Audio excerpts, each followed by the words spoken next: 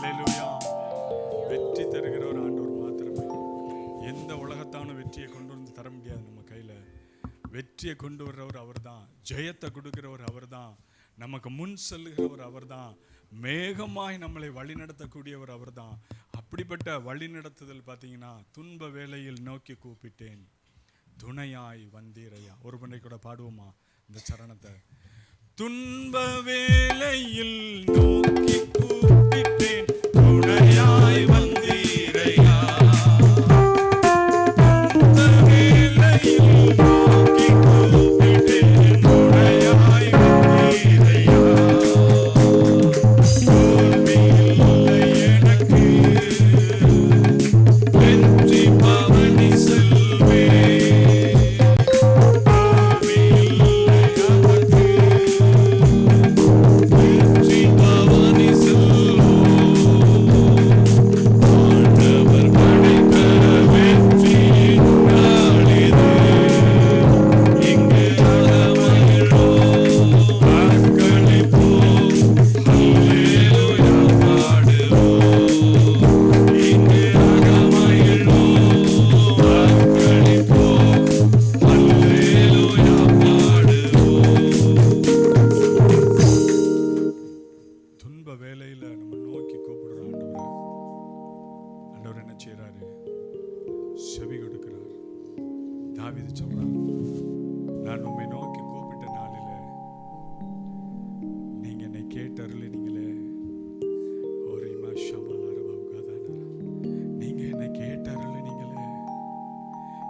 சத்தத்தை கேட்குறீங்களே, எவ்வளவு எங்களை நேசிக்கிறீங்கப்பா.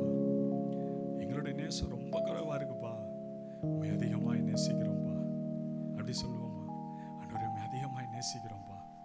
என் ஜீவனை பார்க்கிலும் உம்முடைய கிருபை மேலானது, என் உதடுகள் உம்மை துதிக்கும். அல்லேலூயா. சங்கீதக்காரர் எப்படி சொல்றான்? ஜீவனை பார்க்கிலும் மேலானது அவருடைய கிருபை. அல்லேலூயா. தொடர்ந்து சங்கீத பாடத்துக்குள்ளாய் கடந்து சொல்வோம். சகோதரி தனுஷ் அவர்கள் சங்கீத பாடத்தை நடத்தி தருவார்.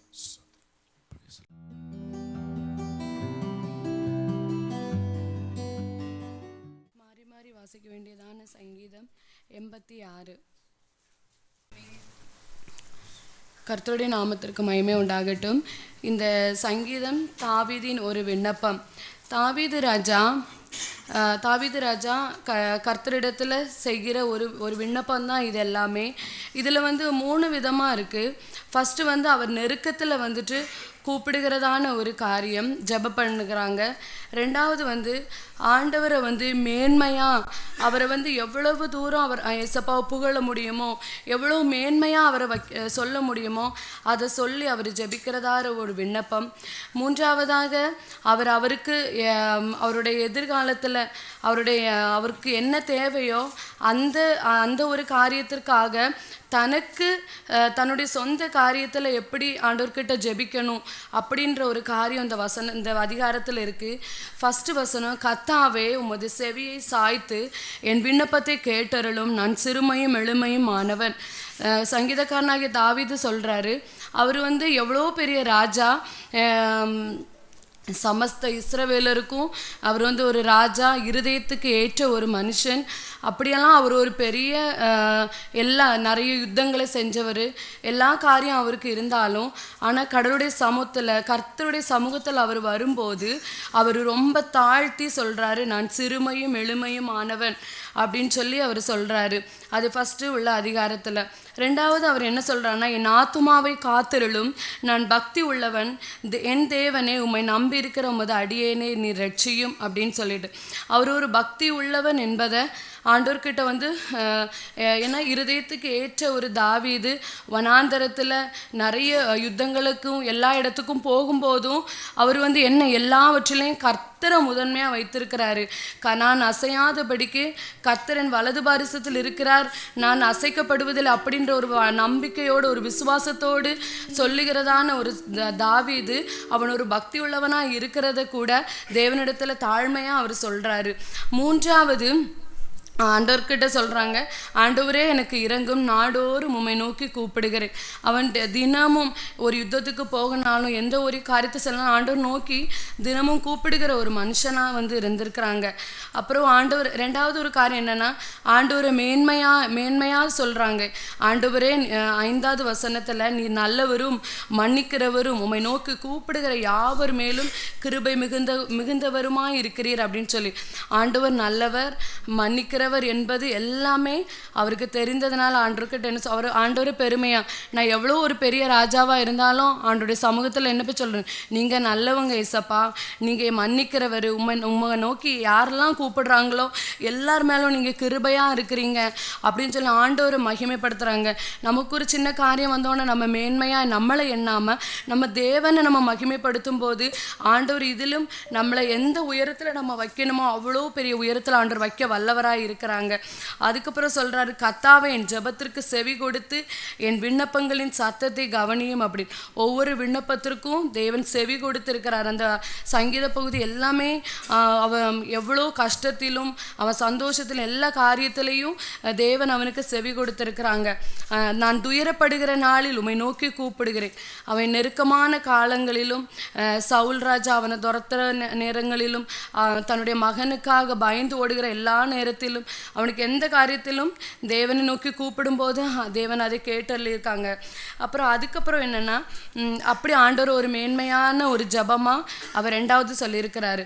இந்த 86வது சங்கீதத்தில் 17வது அதிகாரம் சொல்லுது, கர்த்தாவே நீர் எனக்கு துணை செய்து என்னை தேற்றுகிறதை என் பகைஞர் கண்டு வெட்கப்படும்படிக்கு எனக்கு ஒரு அனுகூலமான ஒரு அடையாளத்தை காண்பித்தருளும் அப்படின்னு சொல்லி ஆண்டவற்ற தன்னுடைய வழிகளில் எப்படியெல்லாம் இனி இருக்கிற அவர் ஒரு தீர்க்கதரிசியாகவும் இருந்திருக்கிறாங்க. அவருக்கு என்னென்ன காரியங்கள் பின்னாடி வரக்கூடிய எல்லாவற்றையும் அறிந்து ஆண்டவர்கிட்ட வந்து கேட்டிருக்கிறாங்க. இந்த ஜனங்கள் அந்த எனக்கு இப்படி ஒரு காரியம் பகைஞர் கண்டு என்னை வந்து நான் வெட்கப்பட்டு போகக்கூடாது, என்னை எல்லா சூழ்நிலைகளையும் எனக்கு துணையாக இருந்து நீங்கள் தான் எனக்கு ஒரு அனுகூலமாக இருக்கணும் அப்படின்னு சொல்லி ஆண்டவர்கிட்ட கேட்குறாங்க. 15வது வசனத்தில், ஆனாலும் ஆண்டவரே நீர் மன உருக்கமும் இரக்கமும் நீடிய பொறுமையும் பூரண கிருபையும் சத்தியமுள்ள தேவன், என்மேல் நோக்கமாகி எனக்கு இறங்கும், உமது வல்லமை உமது அடியானுக்கு அருளி உமது அடியானின் குமாரனை ரட்சியும் அப்படின்னு. ஆண்டவர் இரக்கமுள்ள தேவன், மன உருக்கமுள்ள தேவன், பூரண கிருபை, அவருடைய கிருபை அவ்வளோ ஒரு பெரிய கிருபை. அந்த கிருபை இருக்கிறனால தான் நம்மளும் இந்த உலகத்தில் வந்து நம்ம இருக்கிறோம். ஆனால் அவர் இந்த வசனத்தில் மெயினாக சொல்கிறது அவருடைய ஆத்துமா, அந்த ஆத்துமாவை காத்தருளும் அப்படின்னு சொல்லி. இந்த ஆத்துமா வந்துட்டு நமக்கு சமாதானமும் சந்தோஷமுமா நம்மளுக்கு வந்து இருக்கணும். அந்த ஆத்துமாவை எப்போ நம்ம சந்தோஷமாக சமாதானமாக இருக்கணும்னா நம்ம ஆண்டவரோடு கூட உள்ள உறவை நம்ம அதிகப்படுத்தும் போது மட்டும்தான் அந்த ஆத்துமா வந்து நமக்கு சமாதானமாக நம்ம இருக்கும். அவருடைய பிரசன்னத்தில் ஒவ்வொரு நாளும் தாவீது வளர்த்து கொண்டார். அதே போல் நம்மளும் அவருடைய பிரசன்னத்தில் ஆத்துமாவை வந்து தினமும் அந்த ஆத்துமாவுக்காக நம்ம ஜெபிக்கணும். நம்ம உணர்ச்சி, நம்மளுடைய சித்தம் எல்லாமே சேர்ந்தது தான் அந்த ஒரு ஆத்துமா. அந்த ஆத்துமா ஆண்டவருக்கு பிரியமாக இருக்கணும். அதுக்கு நம்ம ஆண்டவருடைய பிரசன்னத்தில் ஒவ்வொரு நாள் நம்ம வளரணும். அப்படி தான் தாவீது ராஜா இருந்தாங்க. அந்த ஆத்துமாவை காத்து கொள்ளணும்னு சொல்லி தாவீது ராஜா ஜெபித்திருக்காங்க. அதே போல் நம்மளும் ஜெபிக்கணும். நம்மளும் தாழ்மையாக எவ்வளவு மேன்மையான இடத்துக்கு நம்ம போனாலும் ஆண்டவரிடத்தில் தாழ்மையாக நம்ம ஒவ்வொரு ஜெபத்தையும் செய்யும்போது கர்த்தர் நம்மளை ஆசீர்வதிப்பாங்க. இயேசுவின் நாமத்தினால் ஆமென். கர்த்தர் கொடுத்த சங்கீதத்துக்காய் நன்றி செலுத்துகிறேன். இந்த வசனங்கள் எல்லாரும் நம்ம படித்திருக்கிறோம். ஒவ்வொருவரும் சங்கீதத்தை பிரியமாக படிப்பீங்க. ஹல்லேலூயா. அப்படி எத்தனை பேர் சங்கீதத்தை தொடர்ந்து படித்து முடிச்சிருக்கிறேன் அப்படின்னு சொல்ல முடியும்? சங்கீதம் பார்த்திங்கன்னா நம்ம எல்லாரையும் உயிர்ப்பிக்கும். ஹல்லேலூயா. எல்லாரையும் உயிர்ப்பிக்கும். காரணம் என்னென்னா, சங்கீதத்தில் எழுதப்பட்ட வார்த்தைகள் எல்லாம் பார்த்திங்கன்னா நம்மளை மெருகூட்டுகிறது. ஹல்லேலூயா. நம்மளை புதுப்பிக்கிறது. அப்படிப்பட்ட வார்த்தை. அதனால தான் தாவீது சொல்கிறார், ஆண்டவரே நீ நல்லவரும் மன்னிக்கிறவரும் உம்மை நோக்கி கூப்பிடுகிற யாவர் மேலும் கிருபை மிகுந்தவருமாக இருக்கிறீர். அப்போ கூப்பிடும் பொழுது என்ன செய்கிறார் ஆண்டவர்? கிருபையை அருள் செய்கிறார். அப்போ நம்ம இந்த சங்கீத பாடத்துக்காய் ஆண்டவருக்கு நன்றி சொல்லுவோம். எடுத்த மகளை கர்த்தர் சாமே இன்னும் பயன்படுத்தட்டும்னு சொல்லி வாழ்த்தி ஆசீர்வதிக்கிறேன். தொடர்ந்து ஆராதிக்க போகிறோம். நம்ம எல்லாரும் நம்ம ஒருமுகப்படுத்துவோம். ஆண்டவர் சமூகத்தில் ஆராதனையானது பார்த்திங்கன்னா நம்மளை எல்லாரையும் ஒருமுகப்படுத்தி தெய்வ சமூகத்தில் வந்திருக்கிற நீங்களும் நானும் அவரை முழு மனதோடு கூட நேசிப்போம், முழு ஆத்மாவில் நம்ம நேசிப்போம், அவர்களை அன்பு கூறுவோம் அதிகமாக. நம்ம மத்தியில் இருக்கிற சகோதரன் சாமுவேல் அவர்கள் இந்த நாளின் ஆராதனை நடத்துவாங்க.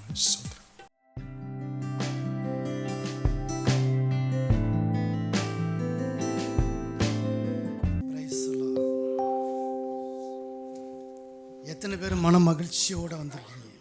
ஹல்லேலூயா. கர்த்தர் நல்லவர். உங்கள் ரூமை விட்டு வெளியே வரும்போது உங்கள் ரூம்லேயே எல்லாத்தையும் கண்ணீர்கள், கவலைகள், கஷ்டங்கள், துன்பங்கள், துயரங்கள் உங்கள் மனதிலேருந்து எல்லாத்தையும் அங்கேயே விட்டுட்டு நம்ம துதி ஆராதனைக்கு கடந்து செல்ல நம்ம வந்திருக்கோம். ஹல்லேலூயா. கர்த்தர் நல்லவர்.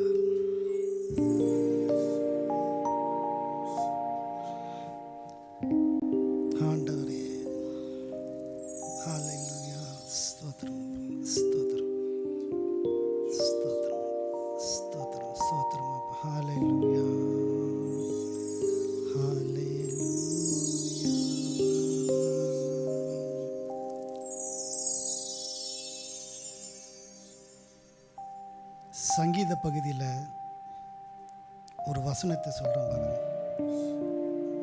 கர்த்தராகிய ஆண்டவருடைய வல்லமையை முன்னிட்டு நடப்பேன். ஹல்லேலூயா. உம்முடைய நீதியை பற்றியே மேன்மை பாராட்டுவேன். ஹல்லேலூயா.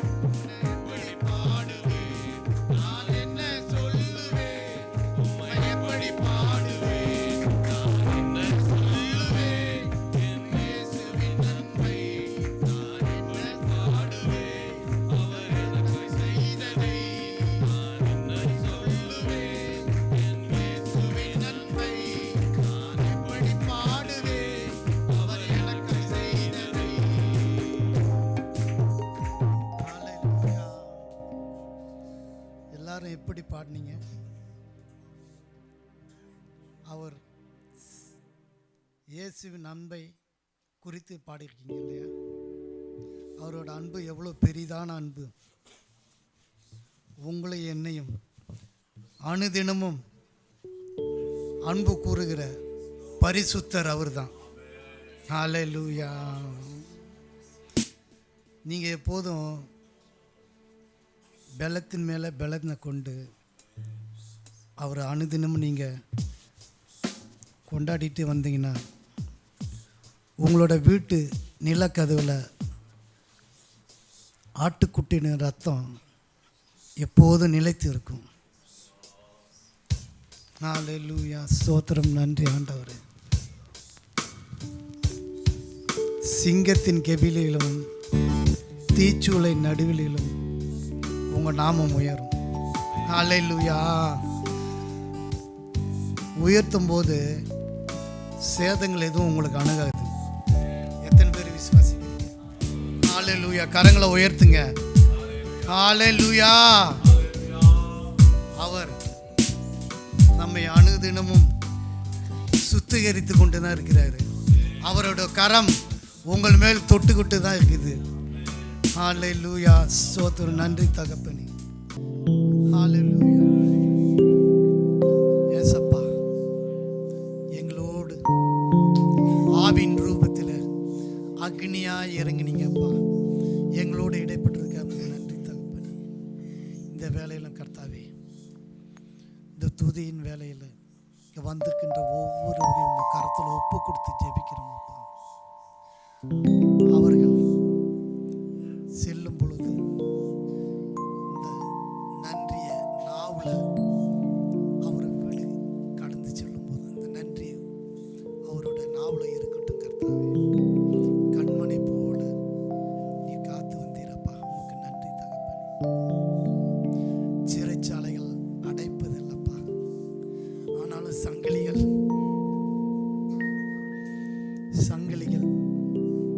தடைப்படவில்லைப்பா. நன்றி தகப்பனே. அப்போ அந்த நேரத்தை கொடுத்ததுக்காக உங்கள் கொடா கொடி நன்றி. கேட்க வந்தானே கேட்டது குறைவாக இருந்தாலும் அடியோனோடு இந்த சிறு துதி ஆரான உங்கள் கரத்தில் ஒப்பு கொடுத்து ஜெபிக்கிறேன் கர்த்தாவே. ஆமென்.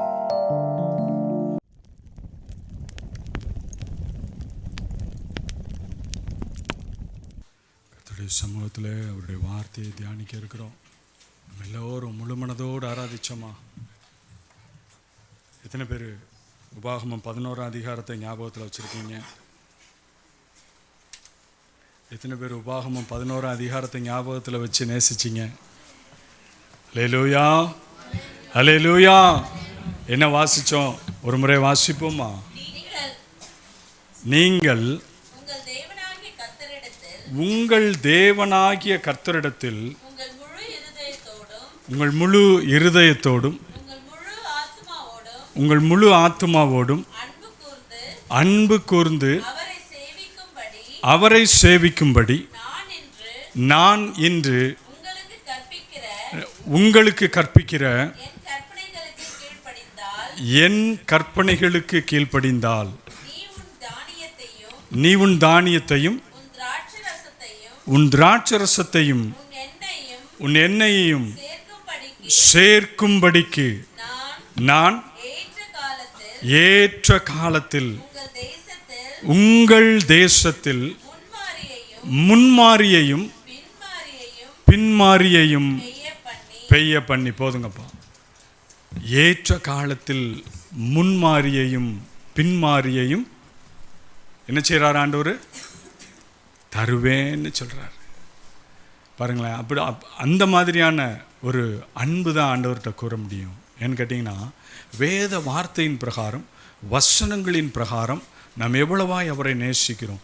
நாம் வாசிப்பது மாத்திரமல்ல, அவைகளை சரியாக உட்கொண்டோம்னா நம்மளுடைய எல்லா இரத்த நாளங்களிலும் அவைகள் அப்படியே படிந்து விடும், அப்படியே படிஞ்சிடும். பார்த்தீங்கன்னா சிலர் சொல்லுவாங்க, ரொம்ப ஸ்மோக் பண்ணி பார்த்தீங்கன்னா நிக்கோடினுடைய லெவல் வந்து அவங்களுடைய ஹெல்த்தில் அவங்களோட இரத்த நாளங்கள் எல்லாம் அதிகமாக படிஞ்சிருச்சுன்னு சொல்லி. சரிதானா?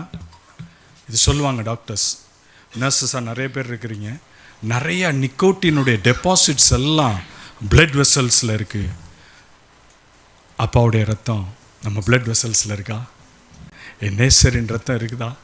ஒரு மாஷாவலரா என் நேசருடைய ரத்தம் பார்த்தீங்கன்னா நம்மளுடைய ரத்தத்தோடு கலந்துருக்கணும். அப்போ தான் சரியாக அன்பு கூற முடியும்.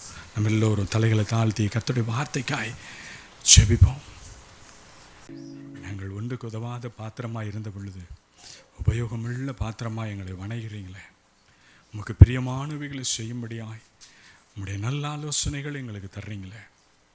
நாங்கள் எம்மாத்திரம் எங்கள் வீடு எம்மாத்திரம், எங்கள் ஆஸ்தி எம்மாத்திரம், எங்களுடைய சந்ததிகள் எம்மாத்திரம், எங்களுடைய எல்லா உலகத்தின் காரியங்கள் எல்லாம் எம்மாத்திரம். ஆண்டவரே, உம்முடைய பார்வை எங்கள் மீது பட்டால் போதும் சுவாமி. உம்முடைய பார்வை எங்கள் மீது எப்பொழுது இருந்தால் போதும் சுவாமி. நாங்கள் ஒவ்வொரு நாளும் உம்முடைய பிரசன்னத்திலே நிலைத்திருக்கும். உம்முடைய பாதுகாப்பும் உம்முடைய தயவும் எங்களை நடத்தும்படியாக ஒப்புக் கொடுக்கிறோம். வார்த்தையானவர் பேசுவீராக, நல்ல ஆவியானவர் எங்களை நடத்தி செல்வீராக. இயேசுவின் நாமத்தில் பிதாவே, ஆமென். ஹல்லேலூயா, ஹல்லேலூயா, ஹல்லேலூயா. முன்மாறியும் பின்மாறியும் வேணுமா? வேணும், கட்டாயம் வேணும். முன்மாறியும் வேணும். ஏன்னா முன்மாறி வேணான்னு சொல்ல முடியாது. முன்மாறி நமக்கு வேணும். ஆனால் அது சப்ஜெக்ட் இல்லை. இன்னைக்கு அது சப்ஜெக்ட் இல்லை. கர்த்தர் தந்த வார்த்தை எடுத்தவங்க வாசிங்க. சங்கீதத்தின் புஸ்தகம், சங்கீதக்காரனாகிய தாவீது எழுதுகிறான். சங்கீதம் 138 அதிகாரம், சங்கீதம் 138 அதிகாரம் 3 வசனம். நான் கூப்பிட்ட நாளிலே எனக்கு மறு உத்தரவு அருளினீர், என் ஆத்துமாவிலே பலன் தந்து என்னை தைரியப்படுத்தினீர். ஹல்லேலூயா. அதுதான் இந்த நாள் கர்த்தர் பேச சொன்ன வார்த்தை. நான் கூப்பிட்ட நாளிலே. எத்தனை பேர் ஆண்டவர் நோக்கி கூப்பிட்டு வந்தீங்க இன்னைக்கு? How many of you called the Lord? எத்தனை பேர் ஆண்டவர் நோக்கி கூப்பிட்டீங்க? நம்மளுடைய ஆராதனைக்கு வர்றதுக்கு முன்பதாக ஜெபிச்சிங்களா? கட்டாயம் ஜெபிச்சிருப்பீங்க. ஜெபிக்காமல் இருந்திருக்க மாட்டீங்க, உறுதியாக ஜெபிச்சிருப்பீங்க. சிலர் மனதுக்குள்ளேயே, ஆண்டவரே நாங்கள் ஆராதனைக்கு போகிறோம், எங்களோட வாங்கப்பா. God go in front of us, God go before us. கேட்டிருப்போம், ஆண்டவரே எங்களுக்கு முன்பதாக போங்க.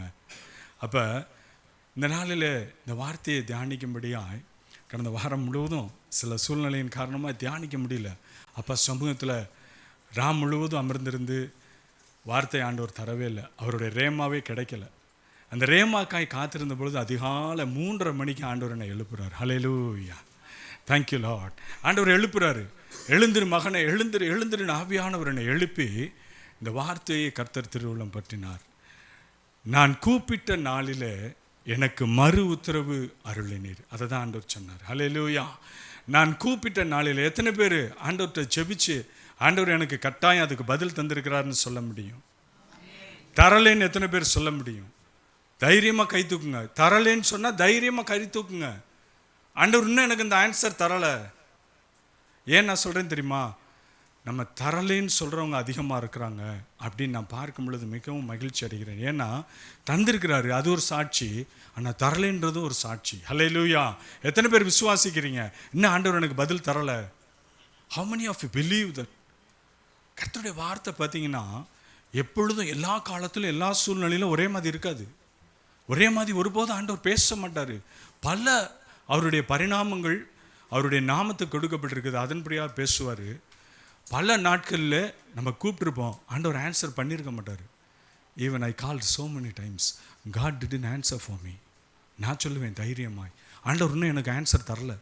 ஏன் தெரியுமா? சில உள்ளம் வியாகுலப்பட்டு உடையும். ஆண்டவரை ஏன் இவ்வளோ மௌனமாக இருக்கீங்கப்பா?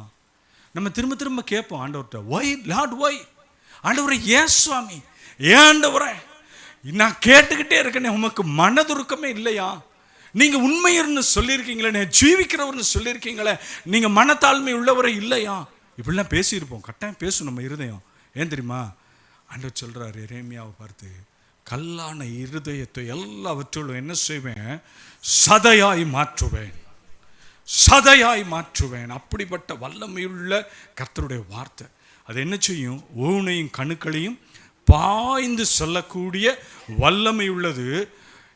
இருபுறமும் கருக்குள்ளப்பட்டையும். அது யாரையும் விட்டு வைக்காது. அது போதகரையும் குத்தும், விசுவாசியும் குத்தும், சுவிசேஷகனையும் குத்தும், தீர்க்கதரிசியும் குத்தும். ஏன்னு கேட்டிங்கன்னா, சரியில்லைன்னா யாரையும் குத்தி செப்பனிடுவதே கர்த்தருடைய வார்த்தை. ஹல்லேலூயா, ஹல்லேலூயா. ஏன்னு கேட்டிங்கன்னா, இதுக்கு யாரும் ஆசாரியன்னோன்னா ஆசாரியன் தப்பித்து கொள்ளலாம். Never it happens. நான் சொல்கிறேன், யாரும் தப்பித்து கொள்ள முடியாது. காலம் மிகவும் கொடூரமாய் மாறிக்கொண்டு இருக்கிறது. மிகவும் கொடூரமாய் மாறுகிறது. நம்ம ஒவ்வொரு வருடமும் கடந்து செல்லும் பொழுதெல்லாம் பார்த்தீங்கன்னா சிலர் வேகமாக தீர்க்க தரிசனம் சொல்கிறேன்னு சொல்லி நிறைய காரியங்களை தீர்க்க தரிசனமாக சொல்கிறாங்க. ஆனால் உணராத அநேகரும் உண்டு, பொய்யுரைகிறவர்களும் உண்டு. ஹல்லேலூயா. உணராத அநேகர் உண்டு உலகத்தில். பொய்யுரைகிறது ஒருவேளை குறைவாக இருக்கலாம். இன்னமும் அறியாத விசுவாச பிள்ளைகள் உண்டு. உணராதவர்கள் இந்த உலகத்தில் விசுவாசிக்கிற பிள்ளைங்க உண்டு. ஏன்னு கேட்டிங்கன்னா தங்களை ஆண்டவர் நடத்தி போகிறாருன்ற ஒரு தைரியமான ஒரு நம்பிக்கை இருக்குது. இன்னொரு விதத்தில் பார்த்தீங்கன்னா வார்த்தையானவரை அறியலை. ஹல்லேலூயா, ஹல்லேலூயா. வார்த்தையானவரை சரியாக அறியலை. ஏன்னு கேட்டிங்கன்னா வார்த்தையானவரை அறிந்து கொண்டால் அவர் நம்மகிட்ட கிரியை செய்ய விரும்புகிறார். உங்களிடத்துல என்னிடத்துல கிரியை செய்ய விரும்புகிறார். அப்போ தான் ஆண்டவர் என்ன சொல்கிறாரு, நான் கூப்பிட்ட நாளிலேன்னு சொல்லும் போது அதுக்கு தாவீது மறு உத்தரவு கொடுக்குறான். என் ஆத்துமாவிலே பெலன் தந்து, என் ஆத்துமாவிலே பெலன் தந்து. சரீரத்தில் நல்ல பெலம் இருக்கும் வாலிபத்தில், சரிதானா? வாலிபத்தில் ஒரு குறிப்பிட்ட வயது உயர்ந்து உயர்ந்து சொல்லும் பொழுது நம்மளுடைய பெலன் குன்றும். பார்த்தீங்கன்னா பெலன் குன்றும். சரிதானே சேட்டு பிரதர்? சரிதானே? இட்ஸ் கரெக்ட், உண்மை. ஏன்னு கேட்டிங்கன்னா வாலிபம் பார்த்தீங்கன்னா ரொம்ப ஸ்ட்ராங்காக இருக்கும். எப்பா இந்த அரிசி முடையை தூக்குப்பா, எப்பா அந்த எண்ணெய் டின்னை தூக்குப்பா, எப்பா இந்த அண்டாவை தூக்குப்பா, எல்லாம் வாலிபத்தில் செய்ய முடியும். ஆனால் நீங்கள் if you grasses the 50 years உங்கள் பெலன் குன்ற ஆரம்பிக்கும். உங்கள் பெலன் குன்ற ஆரம்பிக்கும். பிரியமானவர்களே, கர்த்தர் பேசி கொண்டு இருக்கிறார் உங்களோடு கூட. நீங்கள் நினைக்கலாம் நான் பலம் உள்ளவன், நான் பராக்கிரமம் என்று. கிடையாது பிரியமானவர்களே. இன்றைக்கி பார்த்தீங்கன்னா ஒரு சென்சஸ் எடுத்திருக்கிறாங்க. உலக நாடுகளில் இந்தியாவில் தான் அதிகமாக சுகர் பேஷண்ட்ஸ் இருக்கிறாங்க. நம்ம எல்லாருக்கும் அறிஞ்சிருக்கோம், எல்லாரும் மீடியாவை பார்க்குறோம், மீடியாஸை நிறையா பார்க்குறோம். நல்லவைகளை தெரிந்து கொள்ளணும், தப்பு கிடையாது. ஏன்னு கேட்டிங்கன்னா தேவையில்லாத காரியத்தை விட்டுருங்க. நமக்கு ஞானத்துக்கு எது தேவையோ அதைகளை தெரிந்து கொள்றதுல தப்பு இல்லை. அதே மாதிரி தான் சிலர் நியூஸே பார்க்க மாட்டாங்க. ஏன் நியூஸ் பார்க்கணும், ஏன் நியூஸ் பார்க்கக்கூடாது? யாராவது ஒருத்தர் சொல்லுங்களேன். நியூஸ் ஏன் பார்க்கணும்? ஒன்று, நம்ம இப்போ ப்ரெசண்ட்டாக நடந்துக்கிட்டு இருக்க விஷயத்தை தெரிஞ்சுக்கலாம். நியூஸ் ஏன் பார்க்கக்கூடாது?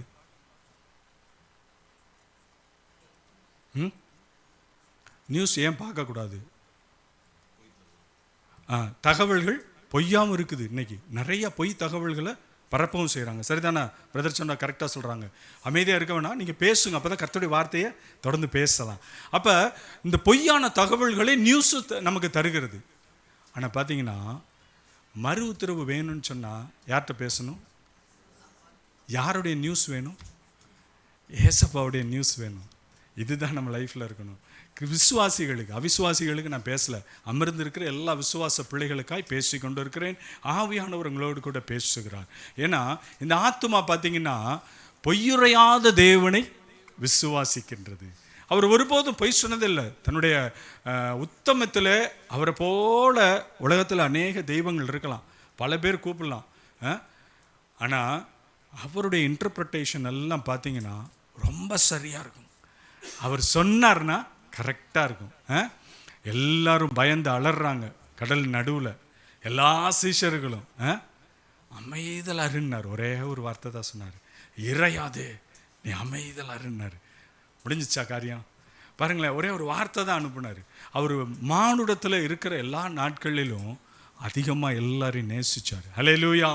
அதிகமாக நேசிச்சார். ஆண்டவர் எங்கேயாவது யாரையாவது கடிந்து கொண்டாரான்னு பாருங்க. கடிந்து கொண்டாரா? அவருடைய ஊழியத்தில் இந்த சிஸ்டர் சொல்கிறாங்க, சொல்லுங்க. அவர் பெரும்பாலும் யாரையும் எந்த மனுஷியோ எந்த மனுஷனையோ கடிந்து கொள்ளலை. ஆண்டவர் பார்த்தீங்கன்னா எங்கே போனாலும் தன் அன்பால் அநேகரை தன் வசமாக வைத்து கொள்வார். அப்படிப்பட்ட அன்பு தான் நீங்களும் நானும் இன்றைக்கி அமர்ந்து ஆராதிக்க முடியுது ஆண்டவரை. ஏன்னு கேட்டிங்கன்னா அந்த அன்பு, ஆண்டவருடைய அன்பு இல்லைன்னு வைங்களேன், நீங்கள் நானும் அன்பில் சரியாக நிற்க முடியாது. நம்ம அன்பு குறைவுள்ளது, நிறைவானதல்ல. ஆனால் அவருடைய அன்பு நம்மளை பூரணப்படுத்தும். ஹல்லேலூயா, ஹல்லேலூயா. அவருடைய அன்பு தான் நம்மளை பூரணப்படுத்தும். பார்த்தீங்கன்னா எப்படி பூரணப்படுத்தும்? நம்ம வளர்ச்சியில் குறைவாக இருக்கிற நம்ம வளர செய்கிறது அவருடைய அன்பு. சரி, தொடர்ந்து அடுத்த வார்த்தையை நம்ம கவனிப்போம். இந்த சங்கீதம் 138 கடைசி வார்த்தை என்ன சொல்லப்பட்டிருக்கிறது? கர்த்தர் எனக்காய் என்ன செய்வாரா? யாவையும் செய்து முடிப்பார். முதல்ல பார்த்தோம், என்ன பார்த்தோம்? நான் கூப்பிட்ட நாளில் எனக்கு மறு உத்தரவு. மறு உத்தரவு அருள் செய்யலை அப்படின்னு சொன்னால், நான் இன்னும் சொல்கிறேன், ஆண்டவர்கிட்ட நம்ம இன்னும் கொஞ்சம் நெருங்குவோம். பிரியமான திருச்சபை, நம்ம இன்னும் கொஞ்சம் நெருங்குவோம். ஏன்னு கேட்டிங்கன்னா, நம்ம ஒருவேளை கொஞ்சம் டிஸ்டன்ஸ் கீப்பப் பண்ணலாம். சிலர் சொல்லுவாங்க, கொஞ்சம் நம்ம டிஸ்டன்ஸ் கீப்பப் பண்ணிக்கிறது நல்லதுங்க, அது என்றைக்குமே நல்ல உறவை மெயின்டைன் பண்ணும், ரொம்ப க்ளோஸாக போக வேணாம். இது யதார்த்தம். ஹல்லேலூயா. இது எல்லா மனிதர்களுடைய வாழ்விலும் யதார்த்தம். ஏன்னா அப்படிப்பட்ட உறவு என்றைக்குமே நிலைத்திருக்கும். ஆனால் கிறிஸ்துவுக்குள்ளாக அப்படி கிடையாது. கிறிஸ்துவுக்குள்ளாக எப்படின்னு கேட்டிங்கன்னா, நீங்கள் அதிகமாய் ஒளியின் இடத்துக்கு நெருங்க நெருங்க இருள் அங்கே இங்கே அப்படி ஒளிஞ்சிக்கிட்டு இருக்கும். அதெல்லாம் அப்படியே விலக ஆரம்பிக்கும். ஹல்லேலூயா. நம்மளுடைய லைஃப்பில் இருள் என்ன செய்யும்? கொஞ்சம் கொஞ்சமாக வெளிச்சத்தின் இடத்துக்கு அழைத்து வருகிற ஒரு பெருத்த அனுபவம். முதலாவது நம்ம பார்க்க இருக்கிறோம், கர்த்தர் எனக்கு செய்து முடிக்கணும்னு சொன்னால் நம்ம எப்படிப்பட்ட மனிதர்களை கொண்டு உதாரணத்துவமாய் திருச்சபையில் நாம் வாழ முடியும் என்பதை எடுத்தவங்க நீங்கள் வாசிக்கலாம். ஆதியாகமத்தின் புஸ்தகம் 41ஆம் அதிகாரம் 15-16 வசனங்கள். பார்வோன் யோசேப்பை நோக்கி, ஒரு சொப்பனம் கண்டேன், அதனுடைய அர்த்தத்தை சொல்ல ஒருவரும் இல்லை. நீ ஒரு சொப்பனத்தை கேட்டால் நீ அதன் அர்த்தத்தை சொல்லுவாய் என்று உன்னை குறித்து நான் கேள்விப்பட்டேன் என்றான். யார் சொன்னா? பார்வோன் சொன்னா. சரி, பார்வோன் எப்படி கேள்விப்பட்டான்? பானபாத்திரக்காரன். இந்த பானபாத்திரக்காரன் எதுக்கு சிறைச்சாலைக்குள்ள வந்தான்? சொல்லுங்கப்பா, எதை சொல்ல வந்தீங்க? பானபாத்திரக்காரன் சிறைக்குள்ள எதுக்கு வந்தான்? Why he came to the prison? அவன் எதுக்கு சிறைக்குள்ளாய் வந்தான்?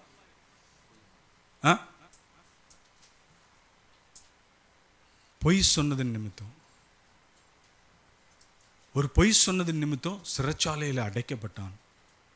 பாருங்க, ஏன் நான் சொல்கிறேன் அப்படின்னா, ஒரே ஒரு காரியம்தான் அவனை சிறைக்கு கொண்டு போயிடுச்சு. ஆனால் பாவமே செய்யாத யோசேப்பு சிறைச்சாலைக்கு சென்றிருக்கிறார். ஒரு பொய் சொன்னானா அதுக்காண்டி பார்வோன், அது நிறையா அதை குறித்த காரியங்கள் உண்டு, நம்ம அதை குறித்து தியானிக்கலை.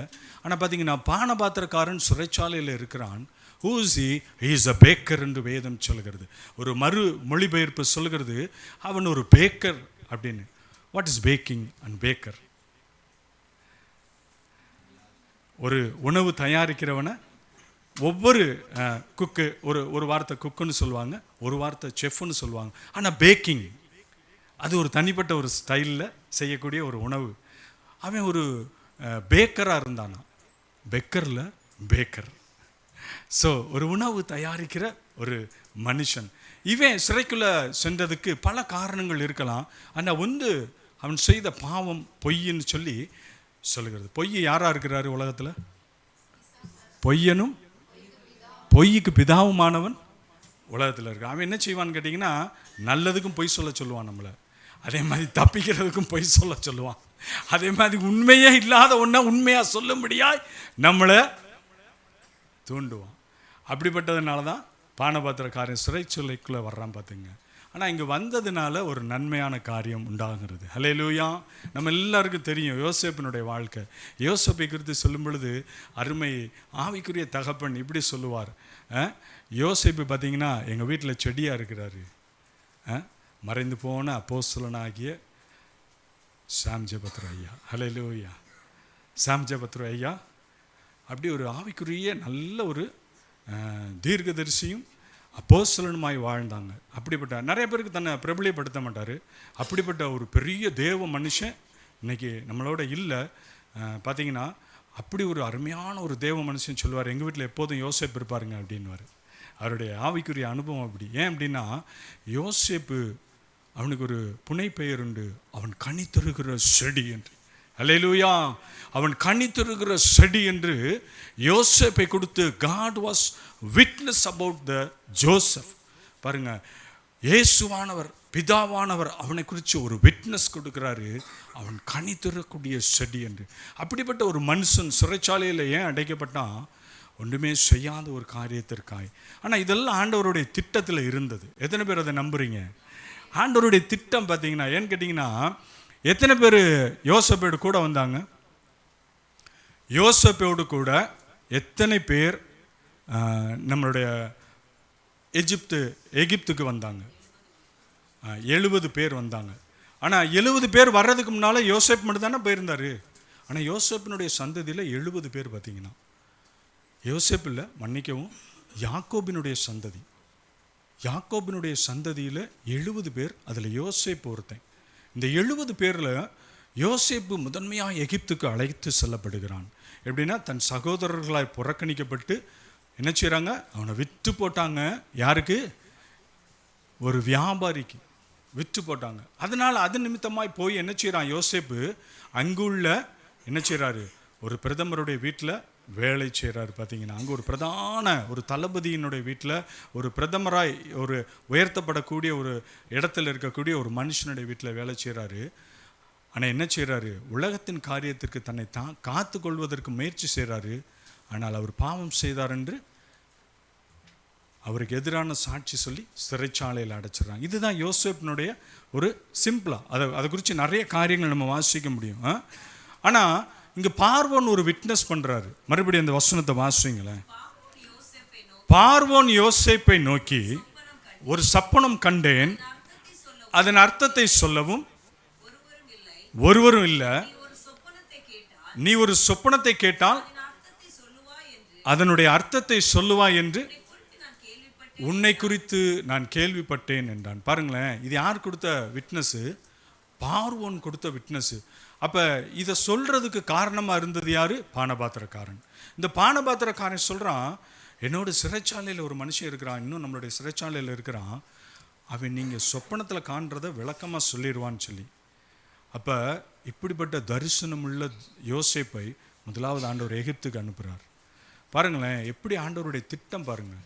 ஆண்டவருடைய வழி நடத்துதலும் அவருடைய திட்டமும் ஒவ்வொரு குடும்பத்தார் மீதும் ஒவ்வொரு தனிப்பட்ட மனுஷன் மீதும் வைக்கப்பட்டிருக்கிறது. யாருக்கு? விசுவாசிக்கு. ஹல்லேலூயா. விசுவாசிக்கிற உங்களுக்கு எனக்கும் வைக்கப்பட்டிருக்கிற திட்டம். இந்த திட்டத்துக்குள்ளாய் இந்த வருடத்தை பிரயாணிக்க வேணும். ஹல்லேலூயா. அதுதான் தீர்க்க தரிசனம் உள்ள கர்த்தருடைய வார்த்தை. இந்த திட்டம் நம்ம மேலேயும் உண்டு. நம்ம ஒருவேளை அறியாமல் உணராமல் இருக்கலாம். ஆனால் நான் சொல்லுகிறேன், கர்த்தருடைய வார்த்தையை தீர்க்க தரிசனமாய் சொல்லுகிறேன், உங்கள் மீது என் மீது ஒரு திட்டம் உண்டு. ஹல்லேலூயா. இதை நிறைவேற்றுவதற்கு முதலாவது நம்ம இருதயம் பக்குவப்படணும். ஹல்லேலூயா. நம்மளுடைய இருதயம் பக்குவப்பட்டால் தான் யோசேப்பாய் கர்த்தர் பயன்படுத்த முடியும். ஹல்லேலூயா. ஹல்லேலூயா. யோசேப்பு எப்பொழுதும் எல்லா சூழ்நிலையிலும் கர்த்தர் நோக்கி பார்க்குற ஒரு மனுஷன். அவன் என்ன செய்கிறான், பார்வோனுக்கு ஒரே ஒரு காரியத்தை சொல்கிறான். எடுத்தவங்க மறுபடி வாசிங்க அதே பகுதியில். வாசிங்கப்பா. நான் அல்ல, தேவனே பார்வோனுக்கு மங்களமான உத்தரவு அருளி செய்வார் அப்படின்னு சொல்லி சொல்கிறான். இங்கே பாருங்க, தன்னை ஒதுக்கிக்கிறாரு, தன்னை தாழ்த்திக்கிறாரு. தனக்கு கொடுக்கப்பட்ட வரத்தை துஷ்பிரயோகம் பண்ணாதபடி யோசேப்பு என்ன சொல்கிறாரு, என் தேவனே பார்வோனுக்கு என்ன செய்வாராம், மங்களமான உத்தரவு அருள் செய்வார். அப்போ மங்களமான உத்தரவு அருள் செய்வதற்கு நீங்களும் நானும் கூப்பிடுவோமா? நீங்களும் நானும் கூப்பிடுவோமா? வாசித்தோம், சங்கீத பாடத்தில் வாசித்தோம். என்ன வாசித்தோம்? ஆண்டவரே என்ன செய்வீங்க, என்னை கேட்டருளு நீர். பாருங்க, என் விண்ணப்பத்தை. அப்போ நம்ம மங்களமான உத்தரவு நமக்கு வேணும்னா நம்ம என்ன செய்யணும்? ஆண்டவரை பார்த்து விடாது. யோசேப்பு தன்னுடைய லைஃப்பில் ஆண்டவரை விடாது பற்றி கொண்டான். தன்னுடைய பரிசுத்தத்தை ஒருபோதும் சீர்குலைத்து விடாதபடி பரிசுத்தத்துக்கு பரிசுத்தமாய் வாழ்வதற்கு யோசேப்பு என்ன செய்தான்? கர்த்தருடைய சமூகத்தில் ஒரு கனி தரக்கூடிய ஒரு மனுஷனாய் பார்வோனுக்கு யார் மங்கள உத்தரவு சொல்கிறாருன்னு சொல்லி சொல்கிறான்? தேவன் சொல்லுவாருன்னு சொல்லி. தொடர்ந்து வாசிங்கப்பா அந்த பகுதியை. வாசிங்கப்பா.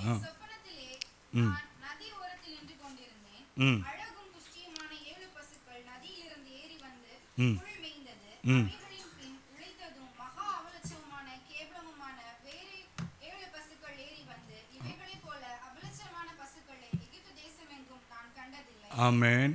சொல்லுங்கப்பா.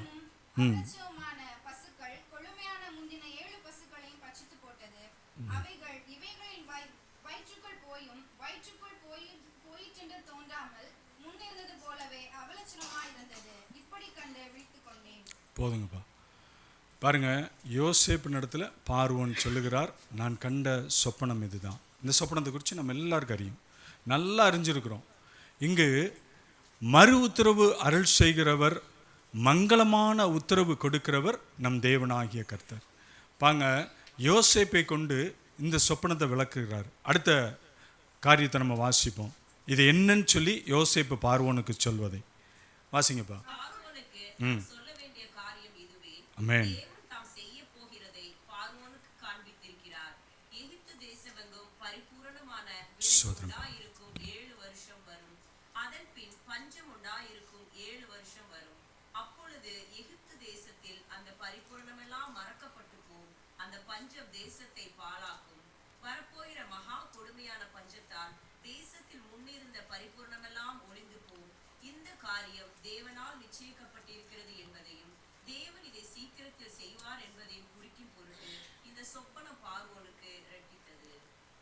பாருங்க, இதை விளக்கி யோசேப்பு பார்வோன்கிட்ட சொல்லிட்டாரு. இந்த மங்களமான உத்தரவு அருள் செய்கிற தேவன் நாம் கூப்பிடும் பொழுது ஏன் மறு உத்தரவு அருள் செய்யாமல் தாமதிக்கிறார்? பிரியமானவர்களே, பிரியமான திருச்சபையை, நாம் சில வேளை கேட்கும் பொழுது கிடைக்கப்பெறுவதில்லை. அப்போ நம்முடைய மனம் மிகவும் வேதனை அடைகிறது. ஆண்டவரே, ஏன் எங்களுக்கு ஆன்சர் பண்ண மாட்டேன்றீங்க? ஆண்டவரே, ஏன் எங்களை மேலே இவ்வளவு இரக்கம் இல்லாமல் இருக்கிறீங்க?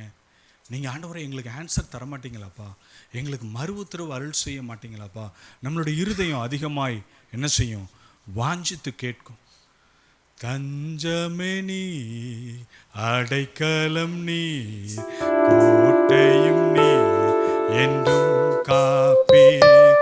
தஞ்சமே நீ, அடைக்கலம் நீ, கோட்டையும் நீ, என்றும் காப்பி. தேவனை பகல் காலத்தில் கிருபையை அருளினீர். தேவனை பகல் காலத்தில் கிருபையை அருளினீர். இரவினில் பாடும் பாட்டு தாவீதில் இருக்கிறது. பாருங்க, நம்ம பாடலாய் பாட முடியும். சங்கீதக்காரன் சொல்றான், அவரை உயர்த்துறான். சங்கீதக்காரன் அதிகமாய் ஆண்டவரை உயர்த்துறான். எதற்காக தெரியுமா? I need the answer. எடுத்தவங்க வாசிங்க. சங்கீதம் 18ஆம் அதிகாரம் 1ஆம் வசனம். தாவீது உயர்த்துகிறான். என் பெலனாகிய கர்த்தாவே, உம்மில் அன்பு கூறுவேன். கர்த்தர் என் கன்மலையும் என் கோட்டையும் என் இரட்சகரும் என் தேவனும், நான் நம்பியிருக்கிறேன் துருகமும் என் கேடகமும் என் இரட்சண்ய கொம்பும் என் உயர்ந்த அடைக்கலமாக இருக்கிறார். இங்கே பாருங்களேன், எத்தனை வார்த்தை சொல்லி ஆண்டவரை துதிக்கிறான். கண்மலைன்னு சொல்கிறாரு, அதுக்கடுத்து கோட்டைன்னு சொல்கிறாரு, இரட்சகர்னு சொல்கிறாரு, அடைக்கலம்னு சொல்கிறாரு, துருகமும்னு சொல்கிறாரு, என் கேடகமும் நீங்கள் தான்ப்பா, என் இரட்சண்யமும் நீங்கள் தான்ப்பா, நீங்கள் தான்ப்பா என் கொம்பு, நான் உம்மை உயர்த்துவேன்ப்பா. எதற்காக தெரியுமா? எதற்காக தெரியுமா? ஆண்டவர் மறு உத்தரவு அருள் செய்கிறாராம். மறு உத்தரவு அருள் செய்கிறாராம். நீங்கள் பார்த்தீங்கன்னா தாவீதினுடைய வாழ்க்கையில் அநேக முறை பார்வோன் எப்பொழுதும் எப்படியாவது தாவீதை முடிச்சிடணும், தன்னுடைய ஆயுசு நாட்களுக்குள்ளே முடிச்சிடணும், அவனை கொன்று எப்படியாவது போட்டுடணும், ராஜ்யபாரம் என் கையிலே தான் இருக்கணும்னு நினைக்கிறார். சவுல் அப்படிப்பட்ட காரியத்தை தான் செய்ய நினைக்கிறார். அதனால் பார்த்தீங்கன்னா முதலாவது உத்தரவு தேவனிடத்திலிருந்து மங்களமாய் நாம் கிடைக்க பெறுவதற்கு நாம் யோசேப்பாக இருக்க வேண்டும். ஹல்லேலூயா. இதுதான் ஃபஸ்ட் ஆன்சரு. நாம் யாராக இருக்கணும்? யோசேப்பாக இருக்கணும். யோசேப் எப்படிப்பட்டவனாக இருக்கிறான்? கர்த்தருடைய சமூகத்திலிருந்து மங்களமான உத்தரை பெறும்படியான கனி தரக்கூடிய ஒரு மனுஷனாய் காணப்படுகிறான். கனி தருவது எப்படி? நம்ம ஏற்கனவே வாசித்தோம். கலாத்தி திருச்சபைக்கு பவுல் அப்போஸ்தலன் எழுதின காரியத்தை. கனிகள் நம்ம இடத்துல காணப்படணும். இந்த கனிகள் மூலமாக தான் ஆண்டவர் பார்த்தீங்கன்னா நமக்கு சொப்பனத்தில் வெளிப்படுத்த முடியும், நமக்கு கர்த்தருடைய வார்த்தையை கொண்டு வெளிப்படுத்த முடியும், நமக்கு தீர்க்க தரிசனங்களின் மூலமாய் நம்மளோட பேச முடியும். எத்தனை பேர் அதை விசுவாசிக்கிறீங்க? ஆண்டவர் என் கூட பேசுறதுக்கு அவர் வார்த்தை இருக்குது, ஆண்டவர் என் கூட பேசுவார், நான் ஜெபத்தில் அமர்ந்திருந்தா என் கூட பேசுவார், எனக்கு மறு உத்தரவு அருள் செய்வார். இப்படிப்பட்ட விசுவாசம் நமக்குள்ளாய் தலைத்திருக்கணும். இந்த விசுவாசம் வேணும்னு சொன்னால் மங்களமான வார்த்தை நமக்கு கிடைக்கப்பெறும். ஹல்லேலூயா. நம்ம துயரப்பட்ட நாட்களுக்கு, நாம் பிரச்சனைகளை சந்தித்த நாட்களுக்கு, ஒருவேளை நாம் சுகமில்லாமல் இருந்த பொழுது, ஒருவேளை நம்மளுடைய போராட்டம், ஒருவேளை பிசாசானவன் நம்மளை தவறாய் நடத்தின சூழ்நிலை, இதில் எல்லா இடத்துலேருந்து விடுதலை பெறணும்னா கர்த்தரிடத்துலேருந்து மங்களமான வார்த்தை நமக்கு கிடைக்கப்பெறணும். முதலாவது மங்களமான வார்த்தை கர்த்தரிடத்திலிருந்து கிடைக்கப்பெறுது. இரண்டாவதாய் நம்ம பார்ப்போம். ஹல்லேலூயா, ஸ்தோத்திரம். இரண்டாவதாக, thank you Jesus, ஆதியாகமத்தின் புஸ்தகம், மன்னிக்கவும், சங்கீதத்தின் புஸ்தகம் 65ஆம் அதிகாரம் 5ஆம் வசனம். சங்கீதத்தின் புஸ்தகம், பூமியின் கடையாந்தரங்களிலும் தூரமான சமுத்திரங்களிலும் உள்ளவர்கள் எல்லாரும் நம்பும் நம்பிக்கையா இருக்கிற எங்கள் ரட்சிப்பின் தேவனே, நீர் பயங்கரமான காரியங்களை செய்கிறதுனாலே எங்களுக்கு நீதியுள்ள உத்தரவு அருளுகிறீர். என்ன செய்கிறார் ஆண்டவர்? பயங்கரமான காரியம் செய்கிறாராம். நம்மளுடைய லைஃப்பில் என்ன செய்கிறாராம்? பயங்கரமான காரியம். இன்னொரு வசனம் உண்டு, எரேமியாவுக்கு சொல்லும் பொழுதும் இன்னும் யாத்ராகமத்தில் வாசிக்கும் பொழுதும் ஒரு வார்த்தை கர்த்தரை குறித்து சொல்லப்பட்டிருக்கிறது. அவர் பயங்கரமான பராக்கிரமசாலியாய் என்னோடு கூட இருக்கிறார். ஹல்லேலூயா. பயங்கரமான பராக்கிரமசாலியாய் கர்த்தர் யாரோடு இருக்கிறாரு? நம்மளோடு இருக்கிறாரு. அப்போ நம்மளோடு இருக்கிற ஆண்டவரை நம்ம என்ன செய்ய முடியும்? துக்கப்படுத்தாதபடி அவர்கிட்ட இருந்து என்ன வேணும்? நமக்கு மறு உத்தரவு வேணும். மறு உத்தரவு வேணும்னு சொன்னால் பயங்கரமான காரியங்களை செய்கிற ஒரு இடத்துல நம்ம எப்படி கற்றுக்கொள்ளணும் அப்படின்னு தான் இந்த சங்கீதத்தில் நம்ம வாசிக்கிறோம். நம்ம எல்லா கால சூழ்நிலைகளும் பார்த்திங்கன்னா நம்ம ஆத்மா சில வேளையில் உடைந்து போய் நொறுக்கப்பட்ட சூழ்நிலையில் வேதனையோடு, ஏன் ஆண்டவரே நான் துக்கிக்கிற அளவுக்கு என்ன இப்படி நடத்துகிறீங்க? ஆண்டவரே ஏன் ஆண்டவரே எனக்கு இன்னும் நீங்கள் ஆன்சரே தர மாட்டேன்றீங்க, ஏன்பான்னு சொல்லி நம்ம இன்னமும் இந்த ஆண்டுலேயும் கேட்டுக்கொண்டு தான் இருக்கோம். சரிதானா? நம்ம கேட்டுக்கொண்டு தான் இருக்கிறோம். சரிதானா? ஏன்னா நம்ம கேட்காம இருக்க முடியாது. உங்களுக்கும் எனக்கு மாத்திரமல்ல, உலகத்தில் வாழ்கிற எல்லா நாட்களிலும் போராட்டம் உண்டு, கட்டாயம் போராட்டம் உண்டு, பிரச்சனைகள் உண்டு. இந்த பிரச்சனைகள் போராட்டம் இல்லைன்னு சொன்னால், தஞ்சமே நீர் அடைக்கலம் நீர் என்றும் காப்பீர். அப்போ அவரை நம்ம சார்ந்திருக்கும் பொழுது தான் கர்த்தர் நம்மை காத்துக்கொள்ள முடியும். பிரியமானவர்களே, அப்படிப்பட்ட பாதுகாப்பு நமக்கு வேணும்னு சொன்னால் நம்ம எப்பொழுதும் அவரை சார்ந்து வாழக்கூடிய வாழ்வு. எடுத்தவங்க வாசிங்க, ஆதியாகமத்தின் புஸ்தகம் 35ஆம் அதிகாரம் 3ஆம் வசனம். ஓய்வு நாளில் உங்கள் வாசஸ்தலங்கள், இப்போ 35:3,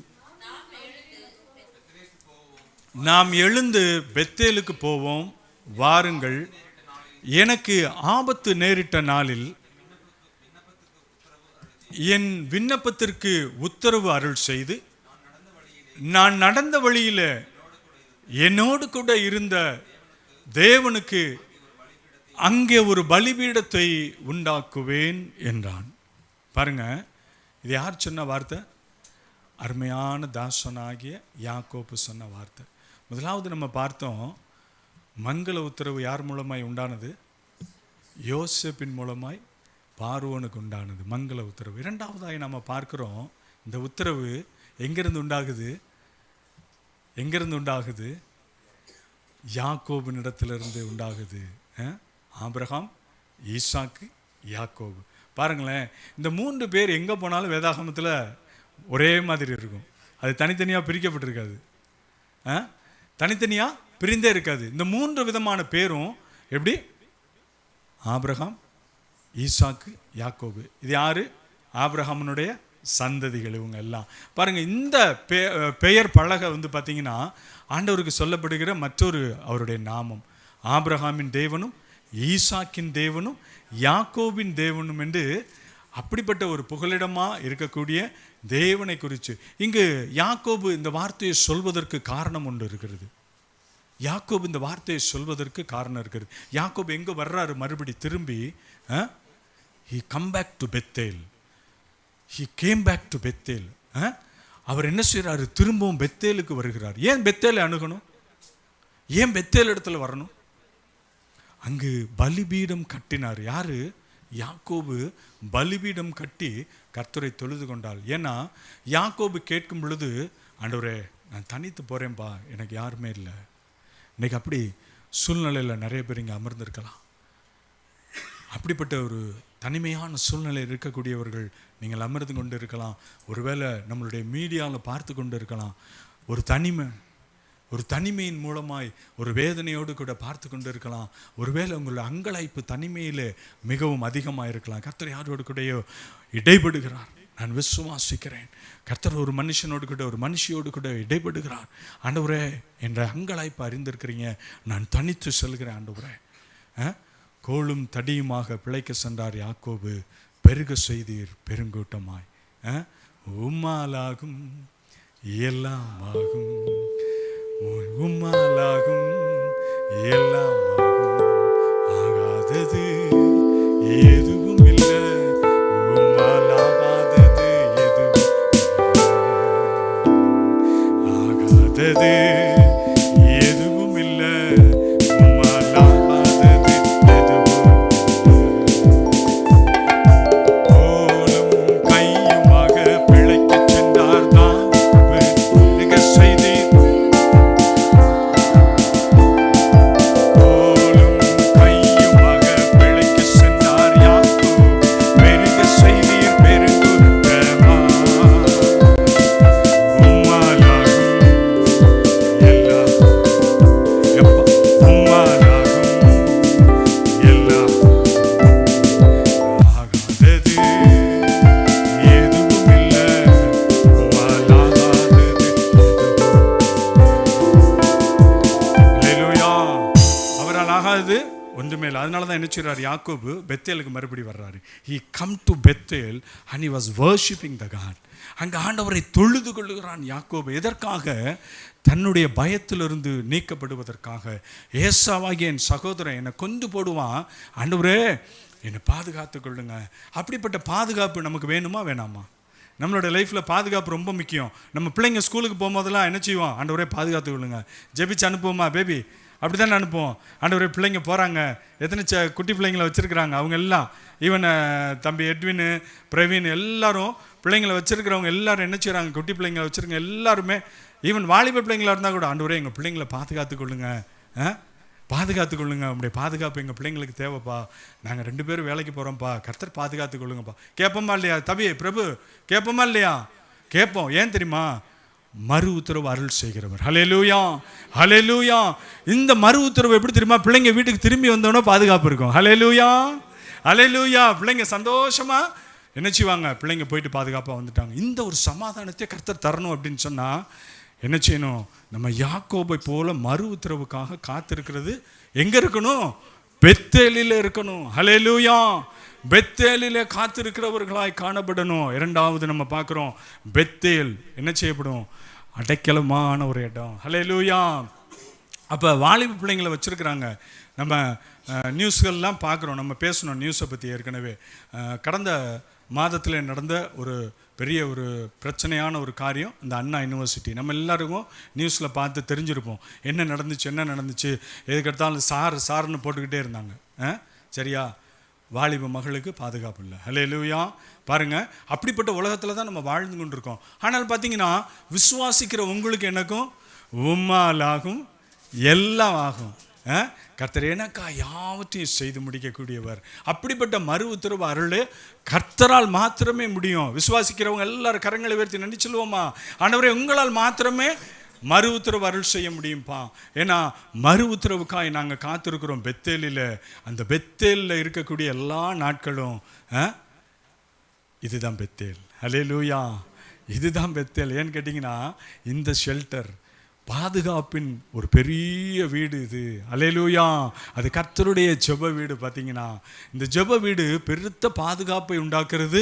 இந்த வாரம் முழுவதும் நாம் செல்கிற இடங்களில் எல்லாம், நாம் செய்கிற வேலைகளில் எல்லாம், நாம் செய்கிற எல்லா கிரியைகளில் எல்லாம் கர்த்தருடைய பாதுகாப்பு நம்மளோடு கூட இருக்குது. பிரியமான திருச்சபையை இதை எல்லாரும் உணர்ந்து கொள்வோம். ஏன் தெரியுமா சொல்கிறேன்? சில வேளையில் நம்ம இதெல்லாம் நினச்சி பார்க்க மாட்டோம். நம்ம செய்கிறத செய்திருவோம். அப்புறம் பின்பதாக உணர்வோம், ஐயோ இதை செய்திருக்கக்கூடாது, நம்ம பாதுகாப்பை இழந்துட்டோமே, நம்ம தப்பு பண்ணிட்டோமே அப்படின்னு சொல்லி பின்பதாக உணர்வோம். லேட்டாக தான். ஏன்னு கேட்டிங்கன்னா முதல்ல இந்த ஆத்மாவுக்கு உணர்வு வராது, பட்டதுக்கு அப்புறம் தான் சொல்லுவாங்க. அடிக்கடி நம்ம சின்ன பிள்ளையாக இருக்கும்போது நீ பட்டாதான்டா உனக்கு தெரியும், அது வரைக்கும் உனக்கு தெரியாதுடா சொல்லுவாங்க. சரிதானா? நம்ம தாய் தப்பை எதற்காக சொல்கிறாங்க? அப்படி நம்மளை சீர்பொருந்த பண்ணுவதற்காக, பிள்ளைகள் கீழ்ப்படிவதற்காக. அப்போ நீங்கள் நான் யாருக்கு கீழ்ப்படிந்திருக்கணும்? நம்மளுடைய பரம தகப்பனாகிய இயேசுவானவருக்கும் பிதாவானவருக்கும் ஆவியானவருக்கும் கீழ்ப்படிந்து அவருடைய வார்த்தையின் பிரகாரம் செய்யும் பொழுது பெத்தேலிலே உங்களுக்கு மறு உத்தரவு வரல் செய்வார். அல்லேலூயா, அல்லேலூயா. மூன்றாவதாக அல்லேலூயா சோதரம். மூன்றாவதாக சோதரம் பார்ப்போம். அடுத்த காரியம் தானியேலுக்கு எழுதின நிருபம். தானியேல் எழுதின நிருபம் 6ஆம் அதிகாரம் 2-3 வசனங்கள். ராஜாவுக்கு நஷ்டம் வராதபடிக்கு அந்த தேசாதிபதிகள் தனக்கு ஒப்புவிக்கிறதற்காக அவர்களுக்கு மேலாக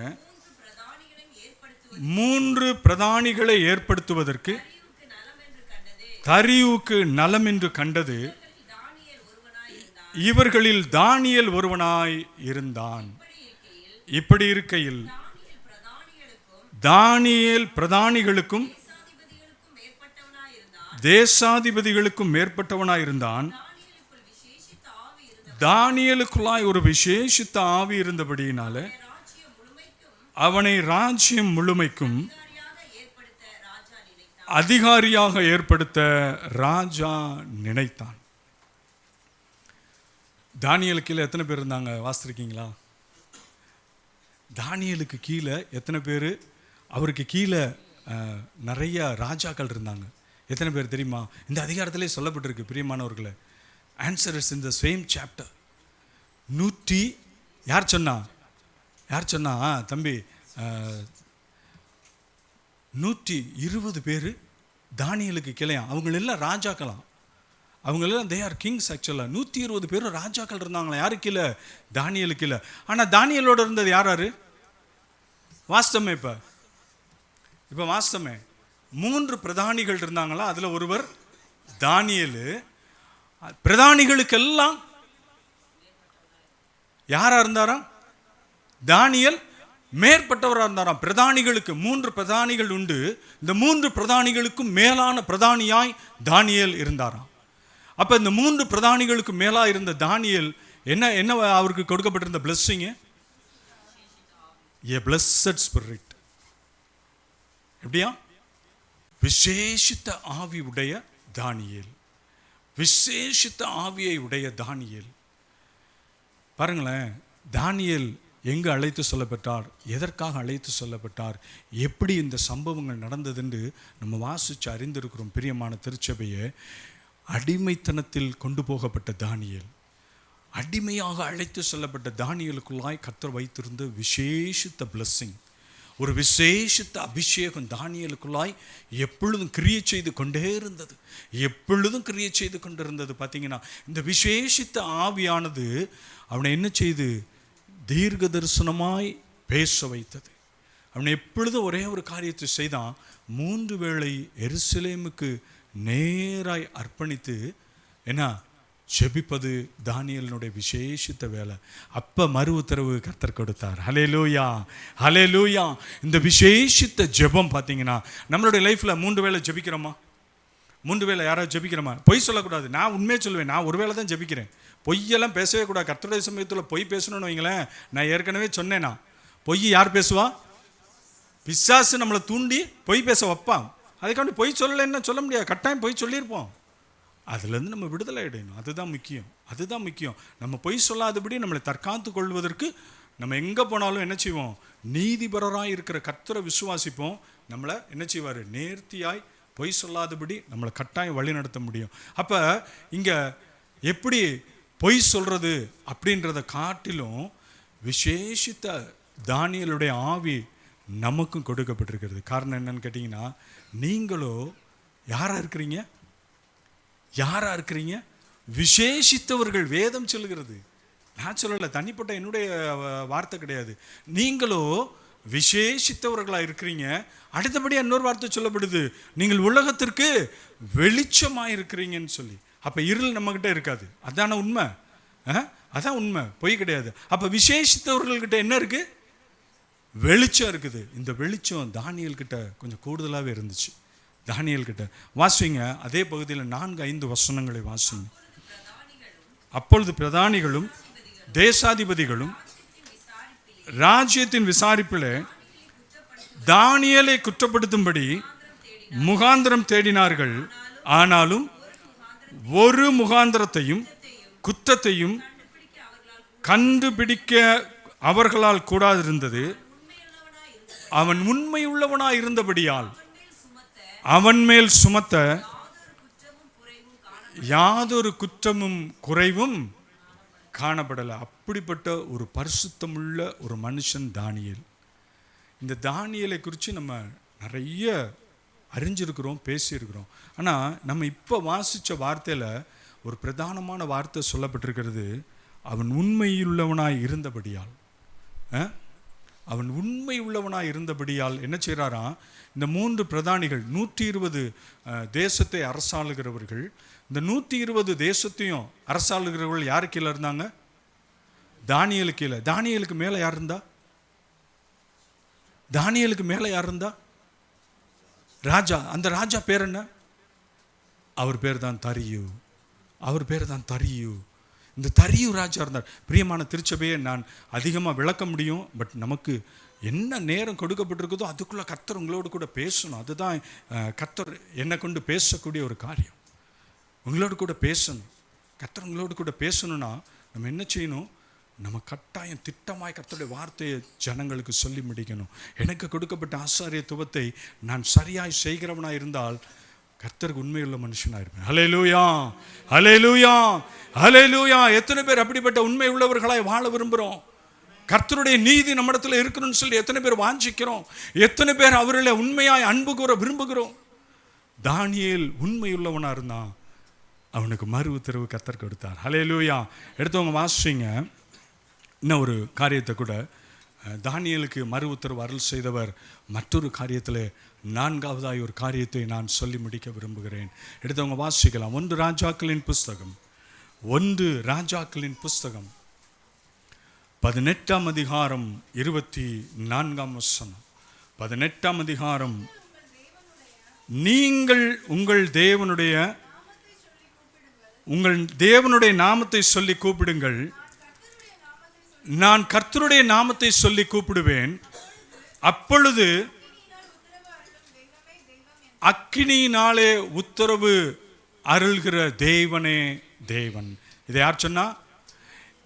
எலியா சொன்னார். எலியா தனி ஒரு மனுஷன். எலியா தனி ஒரு மனுஷன். இந்த சரித்திரத்தை முழுவதும் வாசிங்கன்னா மிகவும் தனிமையாக்கப்பட்ட ஒரே ஒரு தீர்க்கதரிசி எலியா.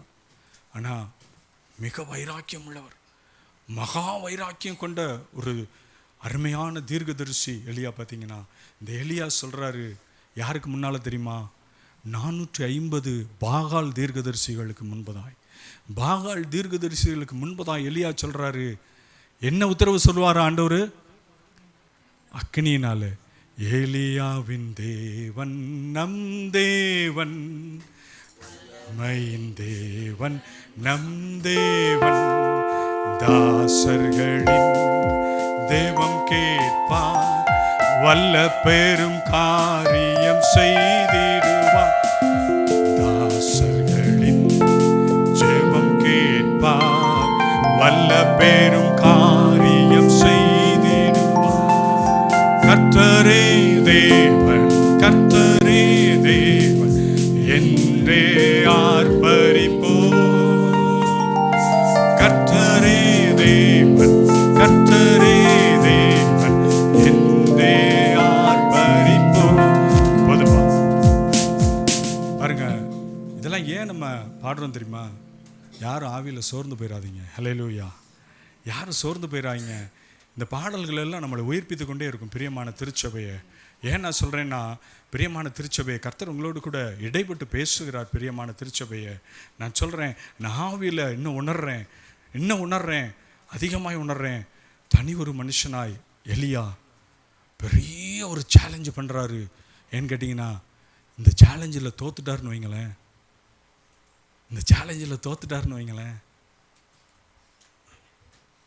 எலியாவினுடைய நிலைமை என்ன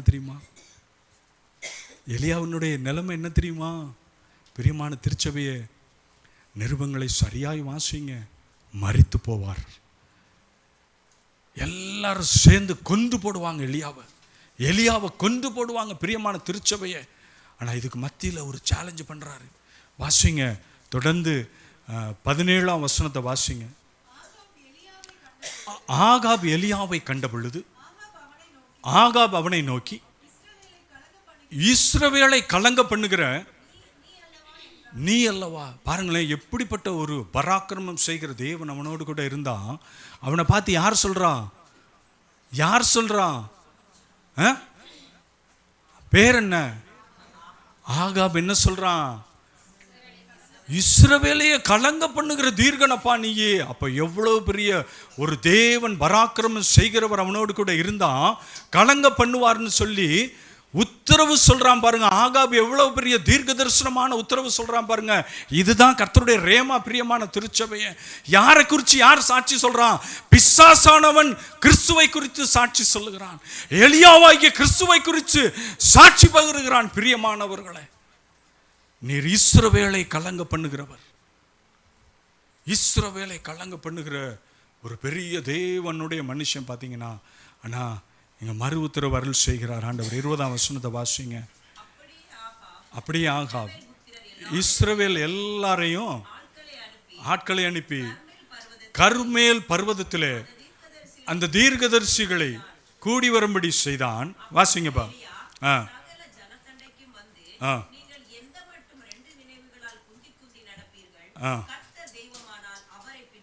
ஆமென், ஆமென். போதுங்கப்பா. பாருங்க, நீங்க எந்த நடக்கையோட குந்தி குந்தி குந்தி நடப்பீங்க பாருங்க.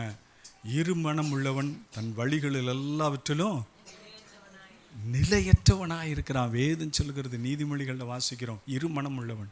பிரியமான திருச்சபையை, இன்னைக்கு யாராவது அப்படிப்பட்ட அவிசுவாசத்தோடு அமர்ந்திருந்தீங்கன்னா நான் சொல்கிறேன், விசுவாசத்தில் வாங்க, விசுவாசத்தில் வளருங்க. பிரியமான திருச்சபையை, நான் உங்களை பார்த்து விசுவாசத்தை பேசுகிறேன். என் இயேசுவானவருடைய விசுவாசத்தை பேசுகிறேன். என் இயேசுவானவருடைய வல்லமையை குறித்து பேசுகிறேன். என் இயேசுவனுடைய அற்புதங்களையும் அதிசயங்களையும் அருள் செய்கிறவரை குறித்து பேசுகிறேன். நீங்களும் நான் எதை குறித்து பேசணும்? எப்பொழுதும் விசுவாசத்தை குறித்து தான் பேசணும். விசுவாசத்தை விட்டு நம்ம ஒருபோதும் விலகிடக்கூடாது. இங்கே எலியா விசுவாசத்தோடு பேசுகிறார். 26ஆம் வசனத்தை வாசிங்க. தங்கள் கொடுக்கப்பட்ட காளையை வாங்கி அதை ஆயத்தம் பண்ணி, பாகாலே எங்களுக்கு உத்தரவருளும் என்று காலை தொடங்கி மத்தியானம் மட்டும் பாகாலின் நாமத்தை சொல்லி கூப்பிட்டாங்க. ஆனாலும் ஒரு சத்தமும் பிறக்கவில்லை, மறு உத்தரவு கொடுப்பாரும் இல்லை.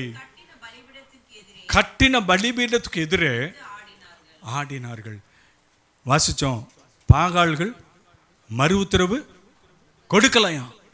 பாகால்கள் மறு உத்தரவு கொடுக்கல. எப்போ வரைக்கும் ஆடினாங்களாம்? மதியம் வரைக்கும். அதுக்கடுத்து ஆரம்பிக்கிறார் யாரு? இஸ்ரவேலை கலங்க பண்ணுகிறவர். வாசிங்கப்பா. மத்தியான வேளையில் 36ஆம் வசனம் வாசிங்கப்பா. அந்திபலி செலுத்தும் நேரத்தில் தீர்க்கதரிசி ஆகிய எலியா வந்து ஆபிரகாமுக்கும் ஈசாக்குக்கும் யாக்கோபுக்கும் தேவனாகிய கர்த்தர் ஆகிய கர்த்தர் தாமே இஸ்ரவேலிலே நீர் தேவன் என்றும் நான் உம்முடைய ஊழியக்காரன் என்றும் இந்த காரியங்களை எல்லாம் உம்முடைய வார்த்தையின்படியே செய்தேன் என்று பாருங்க, விளங்க பண்ணும். இப்படி சொல்லி என்ன செய்யறாரு? ஆண்டவர் நோக்கி கூப்பிடுறாரு. என்ன நடந்துச்சு? நம்ம எல்லாருக்கும் தெரியும் என்ன நடந்துச்சு. அக்கினி வானத்திலேருந்து இறங்கி அவங்க வைத்திருந்த பலிகளை எல்லாம் பட்சித்து போட்டது. கடந்த வாரம் அமெரிக்காவில் என்ன நடந்துச்சு? 7ஆம் தேதி கலிஃபோர்னியா மாநிலமே ஹாலிவுட்டே எரிஞ்சு ஒன்றும்லாம் போச்சு. நம்ம எல்லாம் நியூஸில் பார்த்துருக்குறோம். பெரிய அமெரிக்க தேசம், 50 மாகாணங்களை கொண்டது, 50 ஸ்டேட்ஸ் இருக்கான். அதில் கலிஃபோர்னியா மாகாணத்தில் தான் இந்த ஹாலிவுட் பட்டணம் இருக்குது. என்னாச்சு? பெரிய பெரிய கோடீஸ்வரன் வீடெலாம் அங்கே தான் இருந்துச்சு. என்னாச்சு? ஒன்றும் இல்லாமல் அக்னிக்கு இறையாகி ஒன்றும் இல்லாமல் போச்சு. ஆனால் இங்கே ஆண்டவர் மறு உத்தரவு எப்படி கொடுக்குறாராம்? அக்னியினால் கொடுப்பாராம். வருகை அப்படிப்பட்டது. நான் இதை சொல்லுகிறேன் சுருக்கமாய். அநேக காரியங்கள் உண்டு வருகையை குறித்து. ஆனால் வருகையில் அக்னி தான், தண்ணி கிடையாது. வருகையில் அக்னி தான். அக்னிக்கு இரையாகி போகும் இந்த பூமி. அதுதான் ஆண்டவருடைய வெளிப்பாடே. பார்த்தீங்கன்னா இந்த பூமி அக்னிக்கு இரையாகி விடும். பிரியமான திருச்சபையை, ஒரே ஒரு காரியம் நம்ம இருதயத்தில் வைங்க. நமக்கு மறு உத்தரவு அருள் செய்யணும்னா ஆண்டவர், நீங்கள் என்ன செய்யுங்க? அவர் சமூகத்தில் காத்துருங்க. நம்ம எல்லோரும் தலைகளை தாழ்த்தி கர்த்தருடைய வார்த்தைக்காய் 4 காரியத்தை பார்த்தோம். எத்தனை பேர் இருதயத்தில் வச்சுருக்கீங்க? எத்தனை பேர் இதயத்தில் வச்சுருக்கீங்க? 4 காரியம் பார்த்துருக்குறோம். இன்னும் அநேக காரியங்கள் உண்டு. I was landing. ஆக்சுவலாக நான் லேண்ட் பண்ணுறேன், நான் முடியல. ஆனாலும் பாருங்கள், ஒரே ஒரு காரியம், நீங்கள் எந்த ஒரு சூழ்நிலையில் இருந்தாலும் மறு உத்தரவு அருள் செய்கிறவர்கிட்ட மறக்காமல் வந்துருங்க. அவர் உங்களை என்னை பாதுகாப்பார், மறு உத்தரவு அருள் செய்வார். ஹல்லேலூயா, ஹல்லேலூயா. சோதரம். என் ஆத்துமா உம்மை நோக்கி அமர்ந்திருக்கும், நான் நம்புவது உம்மாலேயா. என் ஆத்துமா உம்மை நோக்கி அமர்ந்திருக்கும், நான் நம்புவது உம்மாலேயாகும். கண்மலையே அடைக்கலமே என் பலனே, என்னை காப்பவரே. கண்மலையே அடைக்கலமே என் பலனே, என்னை காப்பவரே.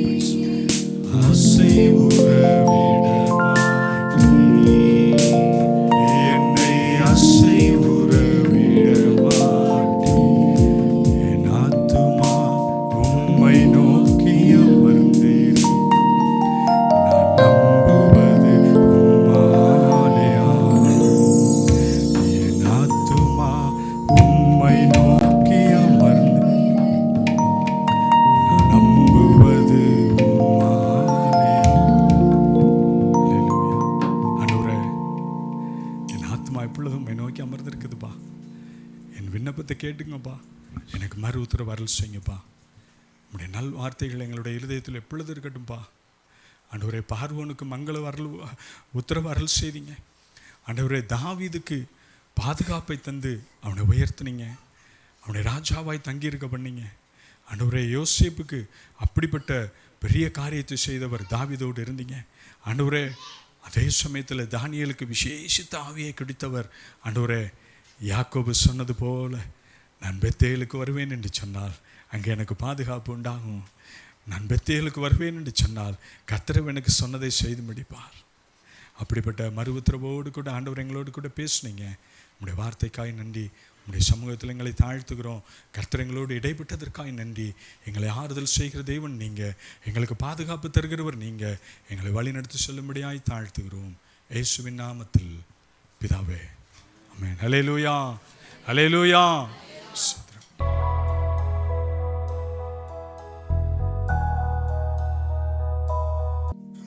கர்த்தர் தந்த வார்த்தையின் பிரகாரம் நான் கூப்பிட்ட நாளிலே எனக்கு மறு உத்தரவு அருளிலே என் ஆத்துமாவில் பெலன் தந்து என்னை தைரியப்படுத்தினேன். என் ஆத்துமாவில் பெலன் தந்து என்னை தைரியப்படுத்துகிற ஆண்டவரே, நான் அமர்ந்திருந்த உண்மை இன்னும் அறிந்து கொள்ள எங்களுக்கு உதவி செய்யுங்க ஆண்டவரே. என் ஆத்துமா உம்மை நோக்கி அமர்ந்திருக்கும், நான் நம்புவது உம்மாலேயாகும். என் ஆத்துமா உம்மை நோக்கி அமர்ந்திருக்கும், நான்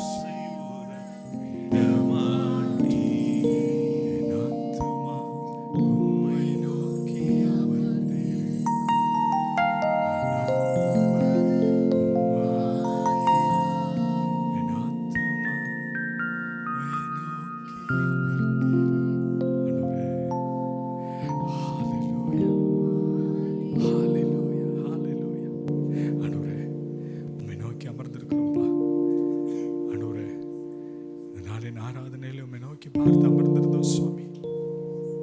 எங்கள் எல்லாருடைய ஆத்மாவையும் கர்த்தர் தூரத்திலிருந்து அறிஞ்சிருக்கிறீங்கப்பா. எங்களுடைய செயல்களை அறிஞ்சிருக்கிறீங்கப்பா. அப்பா, எங்களுடைய நடத்தைகளை அறிஞ்சிருக்கிறீங்கப்பா. ஆண்டவரே, எங்களுடைய கிரியைகளை அறிஞ்சிருக்கிறீங்கப்பா. எங்கள் ஆத்மாவுக்கு பலன் தந்து உம்மை மகிமைப்படுத்தும்படியா இந்த நாளை தந்தீங்கப்பா. இது எங்களால் உண்டானதில்லை, இது தேவனுடைய நல்ல ஈவு என்று வாசிக்கிறோமே உம்முடைய வார்த்தை. அப்படிப்பட்ட உம்முடைய வார்த்தை சுவாமி, அது எங்களுக்கு பலன் கொடுத்தது ஆண்டவரே. எங்களை இந்த முதலாம் மாதத்தில் 3 வாரமும் எங்களை நடத்தி வந்திருக்கிறது. எங்களுடைய பிரயாணத்தில் எங்களோடு கூட இருந்திருக்கிறீங்கப்பா. நீங்க சொன்னீங்க இந்த ஆண்டின் துவக்கத்தில், நான் உனக்கு முன்னே செல்கிறேன் என்று. நான் உனக்கு முன்னே செல்கிறேன் ஆண்டவரே. உம்முடைய வார்த்தை தான் சுவாமி எங்களை நடத்துது. எங்கள் ஒவ்வொரு திருச்சபையின் பிள்ளைகளையும் நடத்துகிறது. எங்கள் ஒவ்வொரு திருச்சபையின் பிள்ளைகளையும் உயிர் பெற செய்கிறது.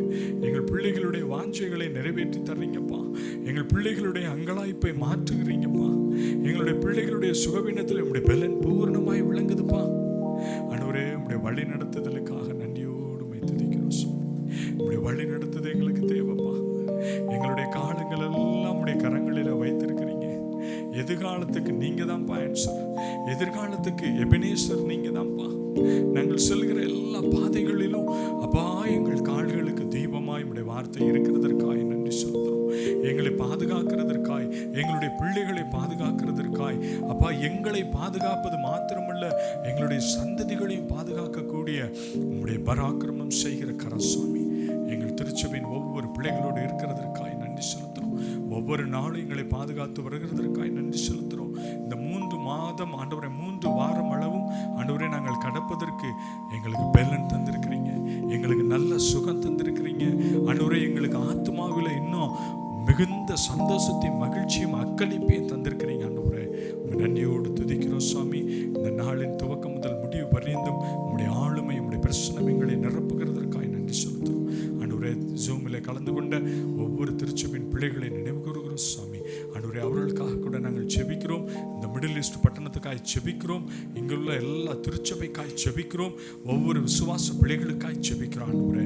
பிரத்யேகமா சுவாமி, இந்த மிடில் ஈஸ்ட்ல இருக்கக்கூடிய அநேக திருச்சபைகள் கர்த்தர் ஆண்டவரே தம்முடைய திட்டத்தை நிறைவேற்ற உருவாக்கின ஒவ்வொரு திருச்சபை சுவாமி, அந்த ஒவ்வொரு திருச்சபையும் உமக்கு அப்பா உறைவிடமாய் இருக்கிறது என்று பிள்ளைகள் அறிந்து கொள்ள எங்களுக்கு மறைவிடம் இதுதான் ஆண்டவரே, உம்முடைய திருச்சபைதான் சொல்லி உணர்ந்து கொள்ள அநேக விசுவாசிகளை கூட்டி சேர்த்து உம்முடைய நாமத்தை உயர்த்தி வருகிறதற்காக நன்றி செலுத்துகிறோம்ப்பா. இந்த வேளையில் ஆண்டவரே சுவாமி, எங்களுடைய திருச்சபையின் சிறுபிள்ளைகளை ஒப்பு கொடுத்து செபிக்கிறோம். எங்களுடைய திருச்சபையில் உள்ள பெற்றோர்களை ஒப்பு கொடுத்து செபிக்கிறோம் ஆண்டவரே. எங்களுடைய திருச்சபையில் உள்ள வாலிப பிள்ளைகளை ஒப்பு கொடுத்து செபிக்கிறோம் தகப்பனே. எங்களுடைய தூர தேசத்தில் விட்டு வந்த குடும்பத்தில் உள்ள பிள்ளைகள் அப்பா, மனைவி, புருஷன் அப்பா, இன்னும் பெற்றோர்களை கூட ஒவ்வொருவரையும் நாங்கள் நினைவு கூறுகிறோம் ஆண்டவரே. எங்களுடைய ஆத்மா எப்பொழுது ஆலோசிக்க ஆண்டவரே, அமைதலாக சொல்லுகிற சமாதானத்தின் தேவன் எங்கள் ஒவ்வொரு திருச்சபையின் பிள்ளைகளையும் சமாதானப்படுத்துகிறாங்க, சமாதானமாய் நடத்துகிறாங்க ஆண்டவரே. இந்த வேளையில் சுவாமி, வருகிற நாட்களில் உள்ள திருச்சபையினுடைய ஆண்டவரே 8ஆம் ஆண்டுக்குள்ளாய் பிரவேசிக்க இருக்கிறோம். 7 ஆண்டுகளை ஆண்டவரே இந்த மாதத்தில் முடிக்க இருக்கிறோம் ஆண்டவரே. புதிய மாதத்துக்குள்ளாய் நுழையும் பொழுது அப்பா, இன்னும் நாங்கள் மகிழ்ச்சியாக உம்மை கொண்டாட எங்களுடைய திருச்சபையின் எல்லா ஆக்டிவிட்டீஸ்லையும் கர்த்தர் கூட இருக்கிறீங்க. ஒவ்வொரு செயல்பாடுகளிலும், உணவு தயாரிப்பதிலும், ஒளிபெருக்கி அமைப்பதிலும் ஆண்டவரே சுவாமி, இன்னும் பலவிதமான காரியம் சுத்தப்படுத்துவதிலும் ஆண்டவரே வேலை செய்கிறதிலும் அப்பா, வாலிப பிள்ளைகளை உயர்த்தி வர்றீங்க, எடுத்து பயன்படுத்துகிறீங்க. அதற்காக நன்றி செலுத்துகிறோம் ஆண்டவரே. எங்களுக்கு கொடுத்த ஆண்டவரே ஆசாரியத்துவத்துக்காக நன்றி செலுத்துகிறோம் ஆண்டவரே. எங்களுடைய திருச்சபையின் பிள்ளைகளுடைய வேண்டுதல்கள், கர்ப்பத்தின் கனியை சுமந்திருக்கிறவங்க, கர்ப்பத்திற்காய் காத்திருக்கிறவங்க அந்த கனியை பெற்றுக்கொள்ளும்படியாய் வாஞ்சிக்கிறோம் ஆண்டவரே. உங்களிடத்துல வேண்டிக் கொள்கிறோம். நீங்க இரக்கம் பாராட்டினால் அவைகள் உண்டாயிருக்கும், அவைகள் உண்டாயிருக்கும். இயேசு என்ற நாமத்தில் அவைகள் உண்டாவதாக என்று கட்டளை கொடுக்கிறோம் சொல்லி ஆண்டவரே. சுகமினத்தோடு இருக்கக்கூடிய பிள்ளைகளை ஒப்புக்கொடுத்து செபிக்கிறோம். இயேசுவின் நாமத்தில் இப்பொழுது சுகம் உண்டாவதாக. என் இயேசு பரிகாரியாய் இருந்து சுகம் கொடுப்பீராக. யெகோவா ராஃபா என்ற நாமம் உள்ளவர் சுகம் கொடுக்கிறதற்காய், சுகம் கொடுத்து விட்டதுக்காய் நன்றி செலுத்த ஆண்டவரே. ஆண்டவரே, இந்த சுவாமி எங்களுடைய திருச்சபையின் பிள்ளைகள் திருமணத்திற்காய் காத்திருக்க பிள்ளைகளை ஏற்ற வேளையில் நல்ல துணையை தந்து ஆண்டவரே வீடு கட்ட வேண்டும் என்று சொல்லியிருக்கிற எங்களுடைய திருச்சபையின் பிள்ளைகளுடைய கைகளை பலப்படுத்தி பிரயாசங்களை கர்த்தர் நிறைவேற பண்ணுங்க. ஆண்டவரே சம்பள பாக்கி உள்ளவர்களுக்கு ஏற்ற வேளைகளில் அவைகளை கட்டளையிட்டு கிடைக்கப்பெறும்படியாய் இயேசுவின் நாமத்தில் உத்தரவு கொடுக்கிறோம் சாமி. ஆண்டவரே அதற்காய் சாமி உங்களிடத்தில் வேண்டிக் கொள்கிறோம். ஆண்டவரே எக்காமா டிரான்ஸ்ஃபருக்காய் காத்திருக்கிறவங்க, புதிய எக்காமாக்காய் ஆண்டவரை காத்திருக்கிறவங்க, புதிய இன்கிரிமெண்ட்காய் இந்த வருடத்தில் காத்திருக்கிறவங்க, ஆண்டவரை வேலை ஸ்தலத்தில் உயர்த்தப்படும்படியாய் இயேசு என்ற நாமத்தில் பேசுகிறோம் சாமி. அவைகள் உண்டாவதாக என்று, அவைகள் உண்டாயிருப்பதாக என்று பேசுகிறோம் சாமி. ஆண்டவரே இந்த வேளையில் கூட ஆண்டவரே எங்களுடைய திருச்சபையின் பிள்ளைகளுடைய பல விண்ணப்பங்கள் உண்டு, பல தேவைகளோடு வந்திருக்கிற பிள்ளைகள் உண்டு, பல வியாகுலத்தோடு இருக்கிற பிள்ளைகள் உண்டு, வேதனையோடு வந்திருக்கிற பிள்ளைகள் உண்டு சாமி. நீங்க தூரத்திலிருந்து அறிஞ்சிருக்கிறீங்கப்பா. ஒவ்வொரு பிள்ளைகள் மீது உங்களுடைய இரக்கமும் தயவும் வழி நடத்துதலும் உங்களுடைய மகாபெரிய பலன் என்று சொல்லப்படுகிற உங்களுடைய கிருபை தங்கி இருக்கட்டும். ஒவ்வொரு பிள்ளைகளையும் பாதுகாத்துக் கொள்ளுங்க. மறுபடி வருகிற வாரத்தில் உங்களுடைய அண்டையிலே நாங்கள் கூட்டி சேர்த்து உங்களுடைய நாமத்தை உயர்த்த எங்களுக்கு உதவி செய்துள்ளோம் என்று தாழ்மையா எங்களை தாழ்த்தி அப்பா பலியாய் உங்களுடைய சமூகத்தில் ஒப்பு கொடுக்கிறோம். எல்லாவற்றையும் உங்களுடைய கரங்களிலே ஒப்புவிக்கிறோம் இயேசுவின் நாமத்தில் பிதாவே. பரமண்டலத்தில் இருக்கிற எங்கள் பிதாவே, ராஜ்யம் வருவதா, சித்தம் பரலோகத்திலேயே செய்யப்படுகிறது போல பூமியிலே செய்யப்படுவதா. இல்லை வேண்டிய ஆகாரத்தை எங்களுக்கு தார். எங்கள் கடனாளிகளுக்கு நாங்கள் மன்னிக்கிறது போல எங்கள் பாவக்கடங்களை மன்னியும். எங்களை சோதனைக்கு பிரவேசிக்க பண்ணாம தீமையை ரட்சித்துக் கொள்ளும். ராஜ்யம் வல்லமை மகிமை என்னென்றேக்கும் உடையவர்களே. ஆமென். என் ஆத்மாவே கர்த்தரை ஸ்தோத்திரி, முழுவதுமே உடைய பரிசுத்த நாமத்தை ஸ்தோத்திரி. என் ஆத்மாவே கர்த்தரை ஸ்தோத்திரி, கர்த்தர் செய்த சகல உபகாரங்கள். கர்த்தருடைய ஆசீர்வாதம், நம்முடைய கர்த்தராகிய இயேசு கிறிஸ்துவின் கிருபையும், பிதாவாகிய தேவனுடைய அன்பும், பரிசுத்த ஆவியானவருடைய அந்யோன்ய ஐக்கியம், வழிநடத்துதல், பாதுகாப்பு, சமாதானம் நம் ஒவ்வொரு திருச்சபையின் பிள்ளைகளோடும் கிறிஸ்துவின் வருகை பரியந்தும் நிலைத்திருப்பதாக. ஆமென். அல்லேலூயா, அல்லேலூயா, அல்லேலூயா.